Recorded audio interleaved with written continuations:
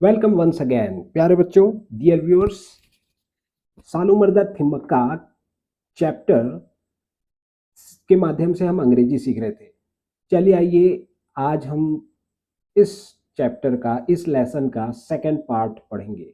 अगर first part आपने नहीं देखा है तो आप मेरे चैनल में जा करके देख सकते हैं। वहाँ पर अलग अलग जो है प्ले लिस्ट बना हुआ है, आप जाके उसे चेकआउट कीजिए। ओके, सेकंड पार्ट इस प्रकार है। One day, the husband-wife duo decided to plant trees to overcome the sadness and empty feeling of their lives. अब तक हमने देखा था कि सालूमरदा थिमक्का, ये जो महिला है, जो एनवायरमेंटलिस्ट है, प्रकृतिविद है, कर्नाटका से बिलोंग करती हैं। उनके हस्बैंड थे एक चरवाहा, चिकैया नाम के, और इन हस्बैंड और वाइफ की शादी के कई साल बाद भी इनकी कोई संतान नहीं हुई। तो आगे इन्होंने इस दुख और दर्द से निपटने के लिए क्या उपाय ढूंढा, लेट्स सी। चलिए ये देखते हैं। एक दिन ये हस्बैंड वाइफ डुओ, डुओ का अर्थ होता है यहाँ पे द्वय, दोनों, दो लोगों के लिए डुओ का प्रयोग हुआ है यहाँ, duo decided to plant trees. इन्होंने क्या डिसाइड किया? इन्होंने डिसाइड किया कि ये ट्रीज प्लांट करेंगे, वृक्षारोपण करेंगे। प्लांट ट्रीज, डिसाइडेड, ये देखिए सेकेंड फॉर्म है, decide, decided, decided, again past indefinite tense. To overcome the sadness, overcome the sadness, दुख, सैडनेस यानी दुख। क्यों इन्होंने डिसाइड किया प्लांट ट्रीज करने के लिए या वृक्षारोपण करने के लिए? ओवरकम करने के लिए, दुख को, सैडनेस यानी दुख को जीतने के लिए। ओवरकम करना यानी जीतना, विजय हासिल करना। And empty feelings of their lives, और उनके जीवन में जो एम्प्टी फीलिंग थी, जो खालीपन था, रिक्तता थी, एम्प्टी यानी खाली, इसी एम्प्टी फीलिंग को जीतने के लिए और इस दुख को जीतने के लिए उन्होंने ये डिसाइड किया। That was around 50 years ago, ये लगभग 50 साल पहले की बात है या बात थी, एगो यानी पहले।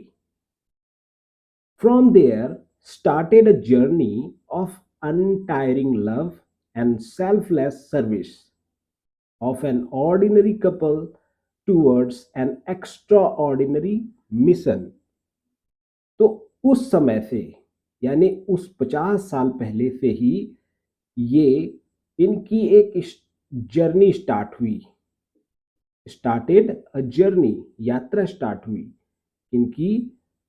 ये यात्रा कैसी थी? अनटायरिंग लव, यानी कि अथक प्रेम और सेल्फलेस सर्विस, अथक प्रेम और सेल्फलेस, स्वार्थ रहित सेवा।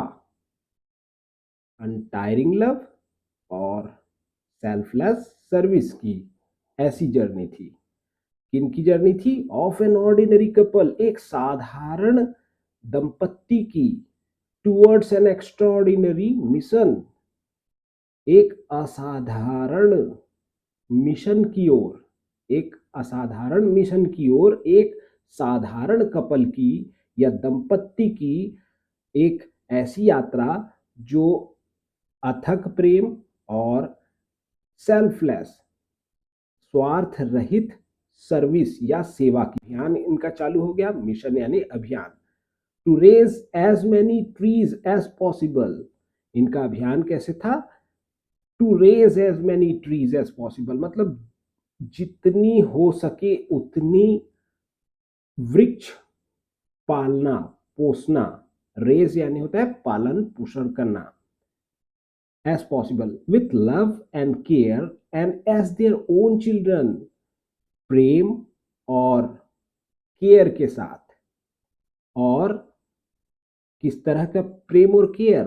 एज देयर ओन चिल्ड्रन, जिस प्रकार से कोई व्यक्ति अपने बच्चों के साथ करता है प्रेम और केयर, उसी तरह से उसी डेडिकेशन के साथ इनकी भी अभियान की शुरुआत होती है। Her journey to become Saalumarada Thimmakka, उनकी यात्रा सालूमर्दा थिमक्का बनने की। Thimmakka and her husband decided to plant trees along the roadside, and they selected the road to the next village, Kudur, to fulfill their plans. तो अब हस्बैंड वाइफ दोनों ने ये तो डिसाइड कर लिया कि अब ये जो दुख है उससे उबरने के लिए हमको वृक्षारोपण करना है। अब ये इनकी योजना बन गई, लेकिन अब योजना को अमली जामा भी तो पहनाना था, उसको आगे भी तो बढ़ाना था। अब उन्होंने ये डिसाइड किया कि ये जो ट्री है, ये जो प्लांट है, उनको हम कहाँ पर रोपेंगे। तो उन्होंने डिसाइड किया कि रोड साइड में रोपेंगे, मतलब सड़क के किनारे रोपेंगे।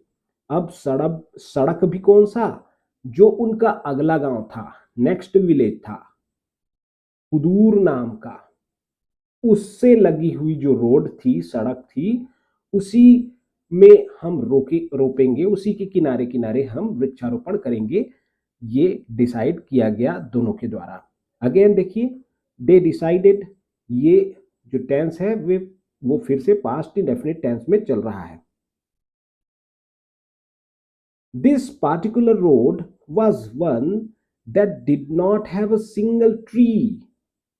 अच्छा, ये इस तरह से ये लोग क्यों सोचे, कुदूर गांव का ही सिलेक्शन इन्होंने क्यों किया वृक्षारोपण के लिए, तो उसके पीछे भी कारण था। एक तो ये उनके गांव से लगा हुआ गांव था, और दूसरा रीजन ये था कि इस गांव से लगा हुआ जो रोड था, जो सड़क था, इस सड़क में एक भी वृक्ष नहीं था, बिल्कुल वृक्षहीन सड़क था ये।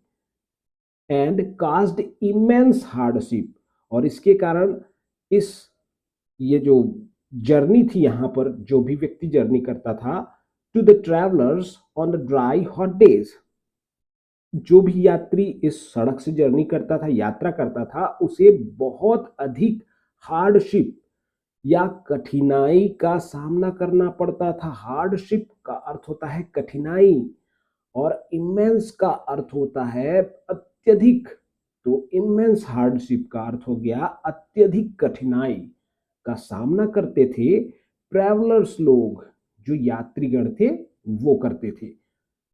स्पेशल किस दिनों में, ड्राई हॉट डेज में, सूखे गर्म दिनों में। They started grafting saplings from ficus banyan trees, as there were plenty of ficus trees near her village. अब देखिए, इन्होंने साइट डिसाइड कर लिया कि किस रोड पर हम वृक्षारोपण करेंगे, ये डिसाइड हो गया। अब ये वृक्षारोपण किस चीज का करना है, आखिर किस पौधे का करना है, इसको भी तो डिसाइड करना था ना, कि बनियान ट्रीज का या बरगद के वृक्ष का हम वृक्षारोपण करेंगे। तो चलिए, दे स्टार्टेड, इसके लिए अब इन्होंने आगे कार्यविधि अपनाई, योजना बनाई और आगे काम किया। They started grafting saplings from ficus. अब इन्होंने बनियान जो ट्रीज थी उनके गांव में, वो बहुत ज़्यादा संख्या में थी, बहुत ज़्यादा संख्या में, इसलिए इन्होंने इस ट्रीज का चयन किया। अब इसी बनियान या बरगद से इन्होंने कलम निकालना चालू किया, कलम करना चालू किया सैपलिंग्स का। कलम करना मतलब छोटे छोटे बड़े बड़े वृक्षों से छोटे छोटी डगालियां, टहनियां लेकर के उसे जो है रोपना, ताकि उसमें जड़ें निकल जाएं, और फिर उस पौधे को जो जिसमें जड़ निकल गई हैं उसे फिर दूसरे जगह जो है मिट्टी में लगाया जा सके। तो ये इन्होंने ग्राफ्टिंग का काम चालू किया, ग्राफ्टिंग कलम करना। सैपलिंग्स, सैपलिंग का अर्थ होता है बाल वृक्ष या शिशु पौधा, सैपलिंग्स। सैपलिंग्स, इसे छत्तीसगढ़ी में हम लोग छत्तीसगढ़ की अगर बात करें तो इसे थरहा बोल दिया जाता है, थरहा। आप भी जिन राज्यों में रहते होंगे इसके अलग अलग नाम होंगे, तो आप भी बता सकते हैं कमेंट सेक्शन में कि आपके क्षेत्र में सैपलिंग को क्या बोलते हैं। ओके, आगे चलते हैं। फ्रॉम फाइकस, फाइकस यानी बनियान, बनियान बरगद, वट वृक्ष, trees, as there were plenty of ficus trees. अब इसके पीछे है कारण, क्योंकि यहां पर प्लेंटी ऑफ यानी बहुत, बहुतायत में बहुत सारे फाइकस ट्रीज उनके गांव के नियर थे, नजदीक थे। दे grafted 10 saplings in the first year and planted them along a stretch of 4 kilometers on the road that led to Kudur. पहले साल उन्होंने 10 सैपलिंग्स 10 सैपलिंग्स को ग्राफ्ट किया, कलम किया और उसे जो कुदूर का जो मार्ग था उसके 4 किलोमीटर के हिस्से में उसे रोपा। तो फर्स्ट ईयर 10 से प्रारंभ किया इन्होंने। They increased the number to 15 in the next year. अगले साल इन्होंने अब नंबर को, संख्या को सैपलिंग्स के बढ़ा दिया। इंक्रीज्ड, दे इंक्रीज्ड, देखिए ये भी पास्ट इंडेफिनिट टेंस में चल रहा है। इंक्रीज, इंक्रीज्ड, इंक्रीज्ड, दे इंक्रीज्ड, दे का अर्थ होता है वे सब, दे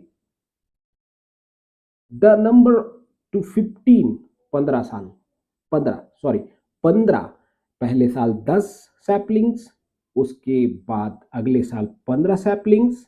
They continued with their efforts and increased the number of saplings with each passing year. और गुजरते वर्षों के साथ साथ उन्होंने इस जो सैपलिंग्स रोपने का जो अभियान था उसे और बढ़ाया, उसमें तेजी लाई और सैपलिंग्स की संख्या को बढ़ाते गए, इंक्रीज करते गए। इंक्रीज करना यानी बढ़ाना। They not only planted the saplings but also tended to the young saplings. अब देखिए पेड़ पौधा लगाना तो अच्छी बात है, हम सभी लगाते हैं, लेकिन लगाना या पेड़ पौधे को गड्ढा खोद करके उसके अंदर डालना ये एक अलग बात होती है, वृक्षारोपण करना अलग बात होती है। लेकिन उस वृक्ष को पानी देना, खाद देना और उसकी फेंसिंग करना, पशुओं से उसकी रक्षा करना, ये सब करना एक बहुत बड़ी बात होती है, बहुत बड़ी जिम्मेदारी का काम होता है। क्योंकि इसके बिना वृक्ष जो है, जो आपने उगाया है, वो सर्वाइव का भी इस दंपत्ति ने ध्यान दिया। उन्होंने क्या किया? They not only planted the saplings, उन्होंने न केवल सैपलिंग्स को प्लांट किया यानी कि रोपा, लगाया, but also tended to the young saplings, लेकिन न केवल उन्होंने ये प्लांट किया लेकिन टेंड भी किया, उसे देख रेख भी किया। टेंड का अर्थ होता है देख रेख करना यंग सैपलिंग्स की। यंग सैपलिंग्स जो पौधे जवान हो गए थे उनकी देख रेख भी की।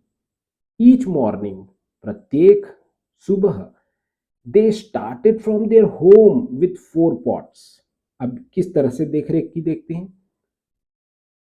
प्रत्येक सुबह वे निकलते थे विथ 4 पॉट्स, अपने घर से निकलते थे 4 घड़ों के साथ, फिल्ड विथ वाटर, जिसमें पानी भरे होते थे, एंड वाटर्ड द सैपलिंग्स, और पौधे में पानी डालते थे। देखिए वाटर्ड, यहां पर वाटर एक वर्ब की तरह प्रयुक्त हुआ है। वाटर का अर्थ पानी होता है जब वो संज्ञा के रूप में आता है, और वाटर का अर्थ पानी डालना, पौधे में सिंचाई करना, ये भी होता है। जब वो वर्ब के तौर पर आता है। तो यहाँ पर वाटर वाटर वाटर्ड, ये सेकंड फॉर्म है। Again past indefinite tense. The saplings, देखिए इन्होंने ये जो थे दंपत्ति, वो रोज सुबह उठते थे, 4 पॉट्स के साथ, पानी भरे घड़ों के साथ निकलते थे और सैपलिंग्स पे जो भी वृक्षारोपण इन्होंने किया है उन सैपलिंग्स पर पानी डालते जाते थे। When the pots emptied out, they refilled them from the nearby ponds. और जब इनके घड़े emptied out हो जाते थे यानी खाली हो जाते थे, तो वे उनको रिफिल करते थे, पुनः भर देते थे। रिफिल करना मतलब पुनर्भरण करना, फिर से भरना। Them from the nearby ponds, कहाँ से भरते थे? आसपास के तालाबों से, पोखरों से। पॉन्ड यानी तालाब या पोखर, गांव में तो तालाब पोखर होते ही हैं। एंड वेल्स, और कुओं से, वेल यानी कुएं। And continued watering the saplings while covering the whole stretch on feet and returned home doing the same thing। और अपना अभियान, सिंचाई करने का अभियान जारी रखते थे।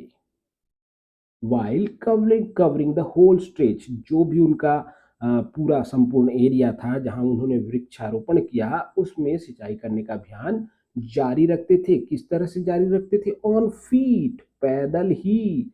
अब ये तो थे ठहरे गरीब ग्रामीण लोग, पर्यावरणविद थे, प्रकृति प्रेमी थे, और जितने संसाधन उनके पास थे, जैसे संसाधन उनके पास थे, उसी के माध्यम से ये कठिन परिश्रम करते रहते थे और पैदल ही चल करके पूरा का पूरा सिंचाई का काम करते थे।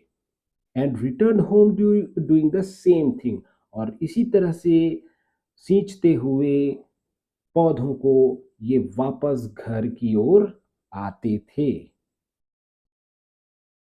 They treated the saplings as their own children and each day followed the same routine। अब ये जो दंपत्ति थे वो इन शिशु पौधों के साथ कैसा बर्ताव करते थे? बिल्कुल उनके खुद के बच्चों की तरह। ओन मतलब खुद का, स्वयं का, खुद के बच्चों की तरह बर्ताव करते थे। और प्रत्येक दिन, each day followed the same routine, वही वही क्रियाकलाप दोहराते थे, सेम रूटीन दोहराया करते थे। They also protected the saplings from the grazing cattle, और ये ग्रेजिंग कैटल से भी, यानी कि चराई पशुओं से भी, चरने वाले जो पशु होते हैं, ग्रेजिंग का अर्थ होता है चराई करना, चराई वाले पशु, कैटल यानी पशु। तो ग्रेजिंग कैटल से भी अपनी सैपलिंग की सुरक्षा करते थे। दे आल्सो प्रोटेक्टेड, कैसे, किस तरह से करते थे? By fencing dam with thorny shrubs. अब ये उसकी सुरक्षा करने के लिए उसके चारों ओर, सैपलिंग्स के चारों ओर थॉर्नी श्रब्स यानी कि कांटेदार झाड़ियों से एक बाड़ बनाते थे, फेंसिंग करते थे। फेंस फेंस का अर्थ होता है बाड़ या कांटा घेरा। तो इस तरह से घेराव कर देते थे पौधों के चारों ओर, थॉर्नी श्रब्स का। थॉर्नी यानी कांटेदार, श्रब यानी झाड़ी। Their tireless efforts began to bear fruit, उनका जो ये अथक प्रयास था, बिगैन टू बियर फ्रूट, इसने फल देना चालू किया। बिगैन, बिगिन, बिगैन, बिगन, ये फिर से सेकेंड फॉर्म आ गया, यानी कि past indefinite tense. Began to bear fruits, फलीभूत होना चालू किया इनके अथक प्रयास ने। When the saplings grew into large and strong trees, जब ये जो शिशु पौधे हैं वो बड़े हुए, और किसमें, कैसे बड़े हुए?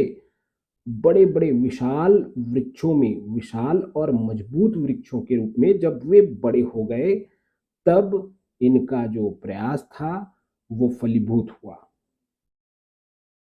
The couple planted the saplings mostly in the monsoon season so that the plants would get the rainwater for their growth।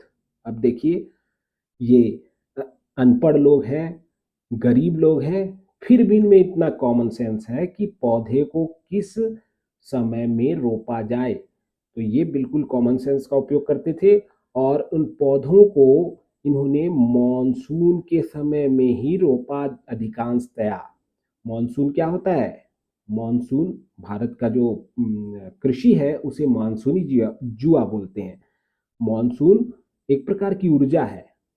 इसी ऊर्जा के कारण जो है इसी मौसमी ऊर्जा के कारण हमारे भारत में वर्षा होती है। तो इसी मॉनसूनी सीजन का ये वेट करते थे और इसी समय पौधों को रोपते थे सो दैट ताकि सो दैट ताकि the plants would get the rain water for their growth, ताकि पौधों को आपे आप अपने से ही रेन वाटर से ही पानी मिल जाए, वर्षा के जल से ही पानी मिल जाए। The couple planted more than 300 trees in total। तो ये जो कपल थी, दंपत्ति थी, इसने कुल मिलाकर के 300 से भी अधिक ट्रीज का रोपण किया। And today the asset value of the trees stand at more than 1.5 million rupees.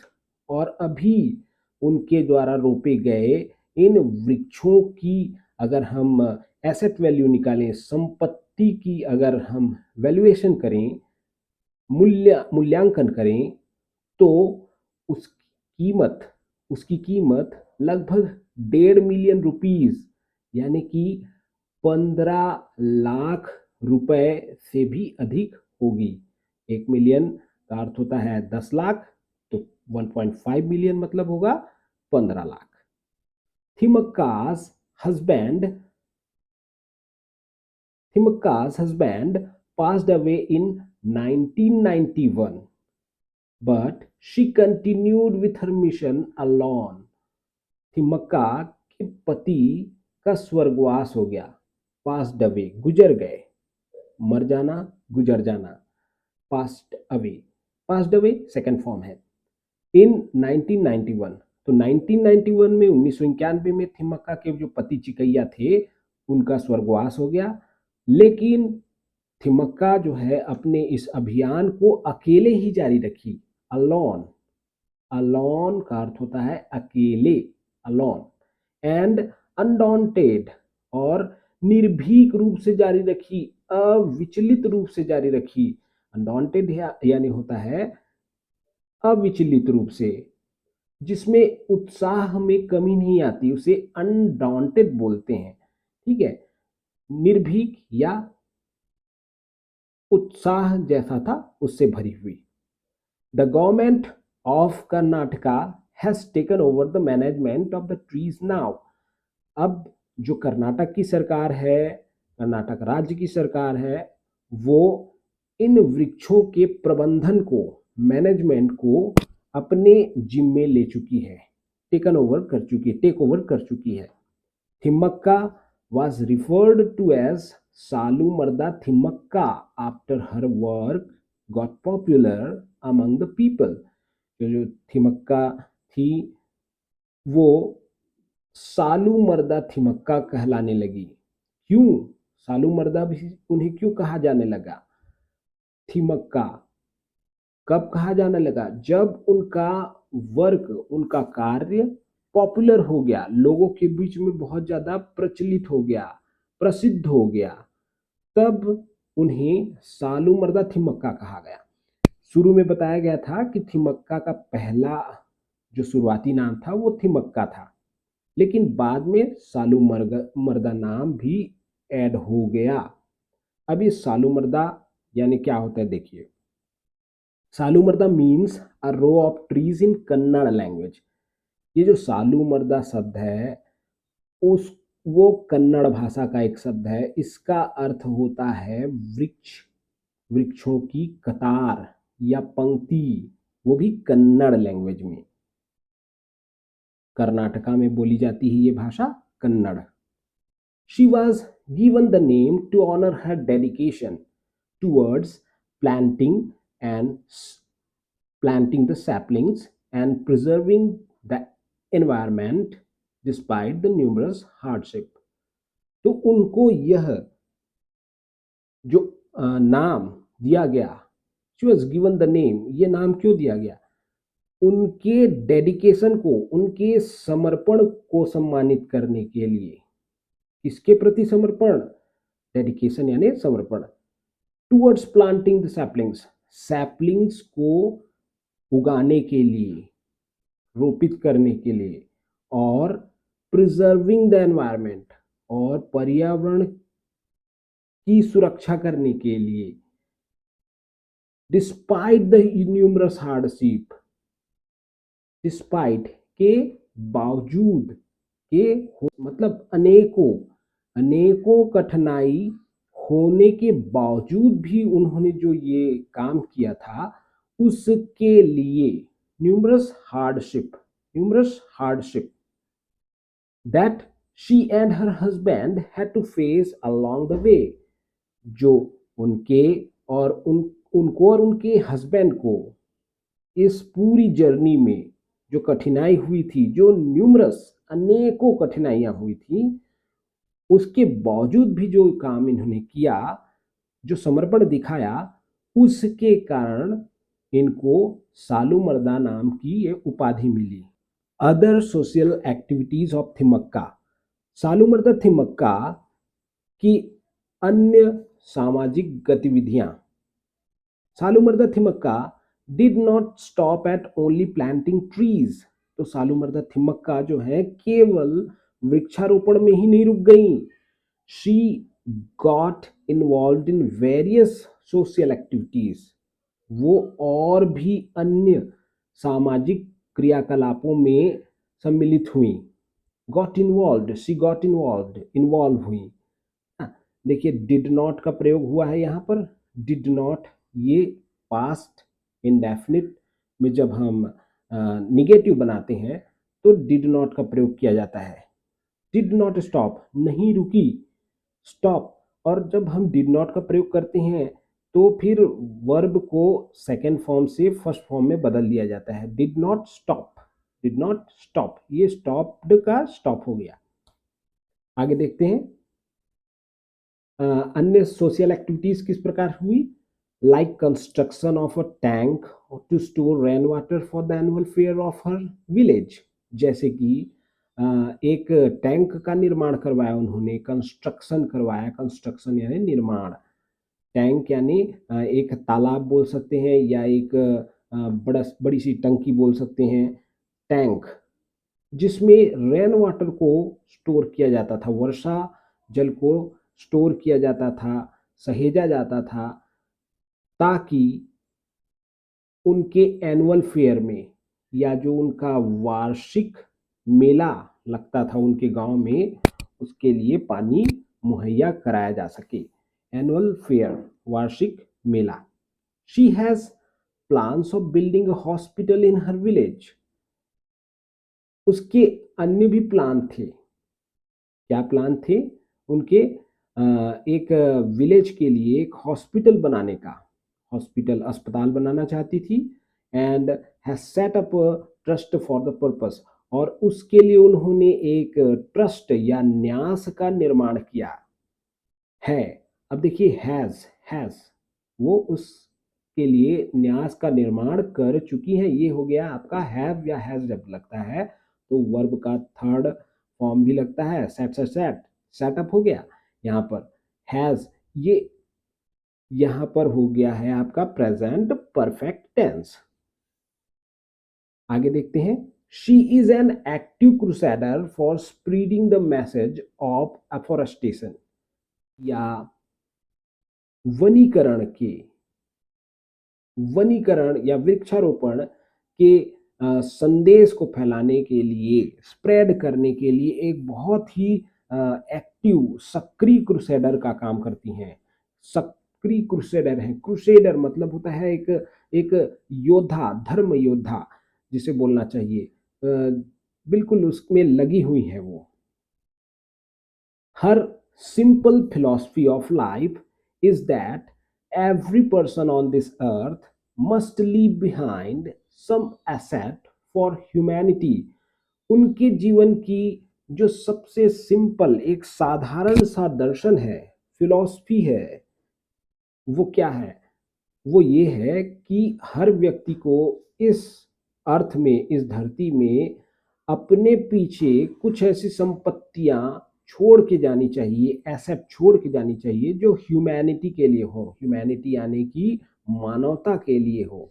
वो इस प्रकार का एसेट छोड़ना चाहिए विरासत में। She still lives in economic crisis. वो अभी भी इकोनॉमिक क्राइसिस में या आर्थिक संकट में जीती हैं। आर्थिक संकट है उनको, इकोनॉमिक क्राइसिस, गरीबी में गुजारा करती हैं। And just manages to somehow make a living from the various awards and monthly pension. और केवल अपने गुजारे की धन ही वो कमा पाती हैं, निकाल पाती हैं, जो उनको कुछ अवार्ड मिला है, कई जो अवार्ड मिले हैं उनके माध्यम से, और जो उनको मंथली पेंशन, मासिक पेंशन मिलती है उसके माध्यम से। But this has never managed to kill her spirit और her passion for doing good work for humankind. लेकिन इसने कभी भी, इस गरीबी ने कभी भी उनके अंदर जो ये स्पिरिट है, जो जोश खरोश है, जो एक ऊर्जा है, उसको कभी भी नहीं मारा। किसके लिए? उसके अंदर, उनके अंदर किस चीज के लिए ये ऊर्जा है, स्पिरिट है आखिरकार? तो वो है good work for humankind. मानव के लिए, मनुष्य मात्र के लिए जो अच्छा कार्य करने की जो ऊर्जा है, जो स्पिरिट है, जो उत्साह है, जो जोश है, उसको कभी भी उनकी आर्थिक कठिनाइयों ने नहीं खत्म किया। देखिए आगे, awards and recognition for Thimmakka. Thimmakka को कौन कौन से अवार्ड मिले इसके बारे में बताया गया है। Saalumarada Thimmakka is the idol of every environmentalist today। ये प्रत्येक प्रकृतिविद जो है अभी वर्तमान में, उनके लिए एक आइडल की तरह है, एक प्रतीक है, एक प्रेरणा स्रोत है। She has shown the world how one illiterate woman can make a huge difference to the society through her hard work and patience। उन्होंने दुनिया को बता दिया है कि कैसे एक इलिटरेट वुमन, एक निरक्षर महिला, एक निरक्षर महिला अपने हार्ड वर्क और पैशन से, मेहनत और धैर्य से एक ह्यूज डिफरेंस, एक बहुत बड़ा बदलाव सोसाइटी में ला सकती है, समाज में ला सकती है। ह्यूज डिफरेंस मतलब बदलाव, बड़ा बदलाव। She has been honoured with titles like Vana Mitra. उन्हें कई उपाधियों से विभूषित किया गया, जैसे वन मित्रा, निसर्ग रत्न, वृक्ष प्रेमी एंड वृक्ष Shri for her uncompromising efforts towards saving, conferred with several awards and citations including National Citizens Award 1995, Honor Certificate from the Women and Child Welfare Development, Government of Karnataka, Vishalakshi Award by Art of Living Organization, and the Certificate of Appreciation from the Indian Institutes of Wood Science and Technology, Bangalore। तो ये सारे इनके awards के नाम दिए गए हैं। ही सालूमरदा थिमक्का की कहानी। Thanks for watching. और इसी प्रकार की और अन्य वीडियोस देखने के लिए आप चैनल को सब्सक्राइब कर सकते हैं, शेयर करें और कमेंट करें ताकि मुझे भी प्रेरणा मिले, मोटिवेशन मिले कि मैं आपके लिए इसी प्रकार की लाभदायक वीडियोस ला सकूं। Thanks for watching. जय हिंद, जय भारत।